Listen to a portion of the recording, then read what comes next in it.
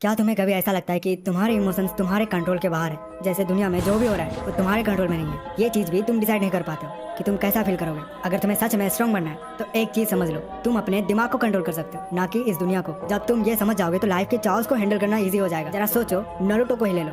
जब उसको village reject करता था, सब उसे मॉन्स्टर कहते थे, तब उसके पास दो चॉइसेस थी, या तो वो उन सबको हेट करे और डार्कनेस में चले जाए, या फिर अपने आप को प्रूव करे। तो उसने क्या किया? उसने सेकंड ऑप्शन को चूज किया। उसने अपने इमोशंस को कंट्रोल किया और उन्हीं इमोशंस को अपना स्ट्रेंथ बनाया। अब सवाल ये उठता है कि क्या इमोशंस पे कंट्रोल पॉसिबल है? हाँ, और ये ब्रूटल हो सकता है। आप भी अपने इमोशंस को कैसे स्ट्रेंथ पे कन्वर्ट कर सकते हो? नंबर 1, कंट्रोल करो जो तुम्हारे हाथ में, बाकी भूल जाओ। सोचो कि आपने कोई प्लान बनाया और कोई अनएक्सपेक्टेड चीज ने उसे बिगाड़ दिया। लाइक आपने कोई आउटडोर इवेंट प्लानिंग किया है और अचानक से बारिश होने लगती है। क्या तुम बारिश को रोक सकते हो? बिल्कुल भी नहीं। पर क्या तुम अपने रिएक्शंस को बदल सकते हो?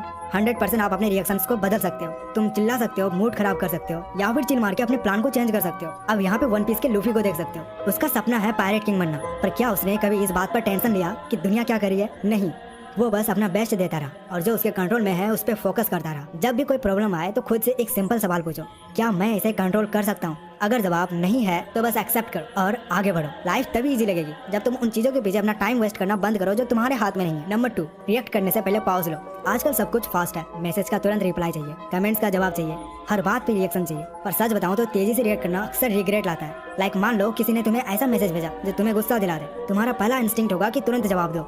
लेकिन अगर एक सेकंड के लिए तुम पॉज लो, थोड़ा रुक जाओ, तो शायद उसके बाद आपको समझ आए कि इस पे रिएक्ट करना वर्थ नहीं था। आप अटैक ऑन टाइटन के लेवी को देख सकते हो। जब भी वो फाइट करता है उसका हर मूव कैलकुलेटेड होता है। वो कभी इम्पल्सिवली रिएक्ट नहीं करता है, उसका एक एक अटैक स्ट्रेटजी के साथ होता है। तुम्हें भी वैसे ही अपने इमोशंस को हैंडल करना है। इम्पल्सिवली रिएक्ट मत करो, थोड़ा पॉज लो, डिसाइड करो कि रेस्पॉन्स देना भी चाहिए या फिर नहीं।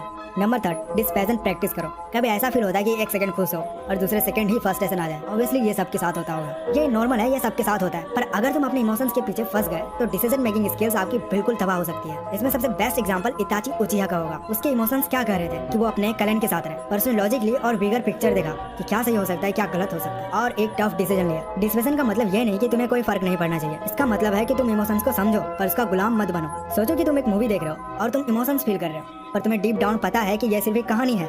वैसे ही रियल लाइफ में सिचुएशंस को ऑब्जेक्टिवली देखा करो। जब तुम इमोशंस के पीछे नहीं फंसोगे तभी तुम एक स्मार्ट डिसीजन ले पाओगे। नंबर 4, क्या ये 2 साल बाद भी मैटर करेगा? जब भी कोई प्रॉब्लम आए तो एक सिंपल सवाल पूछो, क्या ये 2 साल बाद भी इम्पोर्टेंट रहेगा? ज्यादातर जवाब होगा बिल्कुल नहीं। कोई तुम पे जोक मारे, कोई तुम्हारी इंसल्ट करे, या एक दिन खराब चले जाए, इनमें से कुछ भी लॉन्ग टर्म मैटर नहीं करेगा। Think about Gohan from Dragon Ball Z. जब वो छोटा था तो लोग उसे अंडरस्टिमेट करते थे, पर उसने किसी की नेगेटिविटी अपने ऊपर इफेक्ट नहीं होने दिया।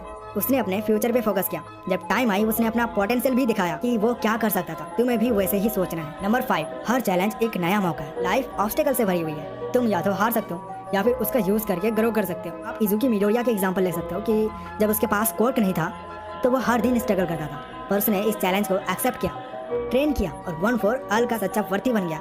मान लो अगर आपका जॉब चली गई तो शायद यही चांस है जो तुम्हें एक बेटर कैरियर ढूंढने का मौका दे रहा है। अगर किसी ने तुम्हें रिजेक्ट किया, शायद अब तुम्हें अपने आप पे काम करना चाहिए। हर प्रॉब्लम का एक लेसन होती है, बस तुम्हें उसे देखना आना चाहिए। नंबर 6, ग्रेटिट्यूड पे फोकस करो। ज्यादातर लोग सिर्फ उन चीजों पे फोकस करते हैं जो उनके पास नहीं है, पर जो लोग ग्रेटफुल होते हैं वो अपनी लाइफ को पॉजिटिवली देख पाते हैं। जब तुम ग्रेटिट्यूड प्रैक्टिस करते हो तो तुम्हें समझ आता है कि लाइफ सिर्फ नई चीजों को चॉइस करने के लिए नहीं बनी है, जो तुम्हारे पास ऑलरेडी है उसका भी वैल्यू है। नंबर 7, इमोशनल रिस्पॉन्स कैसे हैंडल करें? इमोशंस को बॉटल अप करना या अनहेल्दी डिस्ट्रैक्शंस का यूज करना शॉर्ट टर्म रिलीफ दे सकता है, लॉन्ग टर्म ये बहुत बड़ी प्रॉब्लम क्रिएट करती है। इंस्टेड कि तुम एक सिंपल सॉल्यूशन अडॉप्ट करो, वॉक पे जाओ, डीप ब्रीथिंग करो, या किसी क्लोज पर्सन से बात करो। ऐसे जैसे तुम प्रैक्टिस करोगे वैसे वैसे इमोशंस को हैंडल करना ईजी होगा।